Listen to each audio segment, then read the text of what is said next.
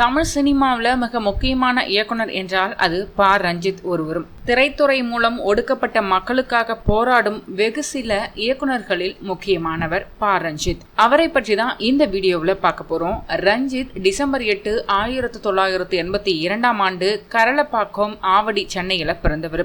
சென்னையில் உள்ள அரசு கவின் கலைக்கல்லூரியில் தன்னுடைய கல்லூரி படிப்பை படிச்சாரு. கல்லூரிக்கு போகும்போது தனக்கு ஏற்பட்ட அனுபவங்களே தனது திரைப்படங்களுக்கு உந்துதலாக இருந்ததாகவும் தெரிவிச்சிருக்கிறாரு. இவர் அனிதா என்பவரை திருமணம் செஞ்சுக்கிட்டாரு. இந்த தம்பதியருக்கு ஒரு மகள் மற்றும் ஒரு மகன் என 2 குழந்தைகள் உள்ளனர். இவர் இயக்குனர் வெங்கட் பிரபுவிடம் உதவி இயக்குனராக பணியாற்றியிருக்காரு.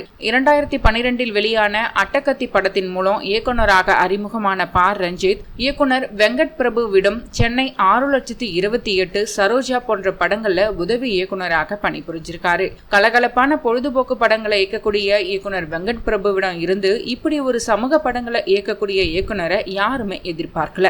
இவர் இயக்கிய முதல் திரைப்படம் அட்டகத்தி. இது 2012 ஆண்டு வெளியானது.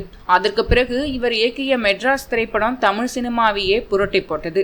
அட்டகத்தி படத்திற்கும் இந்த படத்திற்கும் ஏராளமான வித்தியாசங்கள். ஒரு சாதாரண சுவரை வைத்து அவர் பேசிய அரசியல் மிகப்பெரியது. அரசியல்வாதிகளின் அரசியல் லாபத்திற்கு எவ்வாறு இளைஞர்கள் சிக்க வைக்கப்படுறாங்க அப்படிங்கறத அசலாக பதிவு செஞ்சிருந்தாரு. வெற்றி இயக்குனராக அடையாளம் காணப்பட்டார். மெட்ராஸ் படத்தை இயக்கிய ப. ரஞ்சித்துக்கு ரஜினியை இயக்கக்கூடிய வாய்ப்பு கிடைத்தது.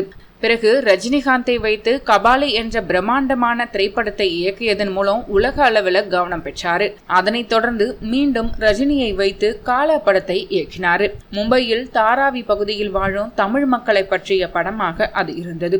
அதற்கு பிறகு சென்னையில் ஒரு காலத்தில் மிக பிரபலமாக இருந்த குத்துச்சண்டை போட்டியை மையமாக வைத்து அவர் இயக்கிய படம் சார்பட்டா பரம்பரை. அதிலும் தன்னுடைய அரசியலை பேசியிருந்தார். தற்போது விக்ரமை கதாநாயகனாக வைத்து கோலார் தங்க சுரங்கத்தில் தமிழர்கள் அடைந்த துன்பங்களை பற்றி தங்கலான் என்ற படத்தை இயக்கினார். தனது அனைத்து படங்களிலும் ஒடுக்கப்பட்ட மக்களின் வழிகளை பதிவு செஞ்சுட்டு வராரு. இவரது வழியில் மாரி செல்வராஜ் உள்ளிட்ட பல இயக்குனர்கள் ஒடுக்கப்பட்ட மக்களின் குரலை தமிழ் சினிமாவில் பதிவு செய்கின்றனர். ப. ரஞ்சித் பரியேறும் பெருமாள், குண்டு, ரைட்டர், சேத்துமான், குதிரைவால், பொம்மை நாயகி உள்ளிட்ட படங்களை தயாரிச்சிருக்காரு.